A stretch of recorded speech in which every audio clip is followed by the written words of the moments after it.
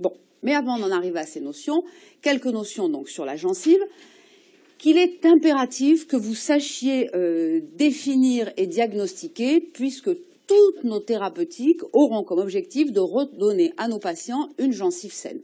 Donc, gencive différenciée en gencive libre et gencive attachée.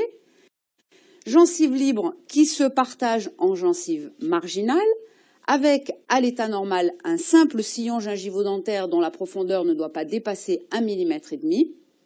On va voir qu'on a parfois, sur la partie externe, un petit sillon gingival qui est le reflet du sulcus en profondeur, et que dans la zone interproximale, cette gencive libre devient une gencive interdentaire avec ses deux papilles.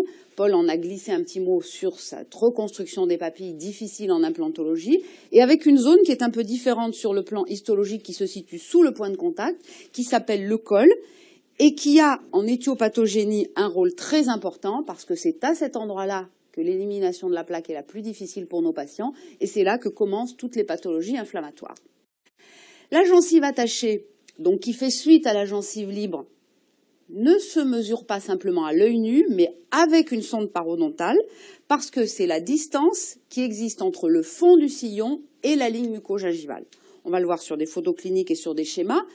Sachez que sa hauteur varie de 1 à 9 mm selon les dents et selon les sujets, et que lorsqu'on parle de gencive attachée, là on va être en plein dans le programme du 3e séminaire, où vous le savez, en chirurgie plastique, appelée autrefois chirurgie muco-gingivale, on va avoir comme objectif de recréer cette gencive attachée qui est souvent insuffisante dans de nombreux secteurs. Donc voyons sur des petits dessins tout ce que je viens de vous dire. Gencive libre, le sulcus, donc profondeur normale 1,5 mm. Sur la face externe, il peut exister ce petit sillon, et ensuite la gencive attachée qui se poursuit par de la muqueuse dont elle est séparée par la ligne muco-gingivale. En coupe, donc le sillon.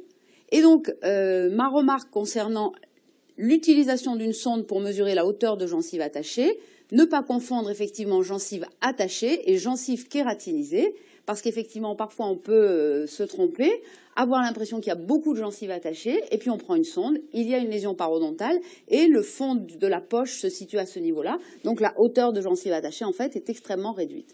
Donc, pensez à prendre une sonde pour mesurer votre hauteur de gencive attachée. Ça fera partie de l'examen dont on va parler très longuement cet après-midi. Donc, vous voyez un parodonte sain sur cette première photo, avec cet aspect piqueté en peau d'orange, qui, on va le voir, est en fait lié aux insertions périostées de la gencive attachée. Donc ça, c'est cette gencive parfaitement saine. Et puis, la pathologie qui peut commencer ici, avec une récession gingivale, diminution de la hauteur, vous voyez, de gencive attachée, et apparition des surfaces radiculaires.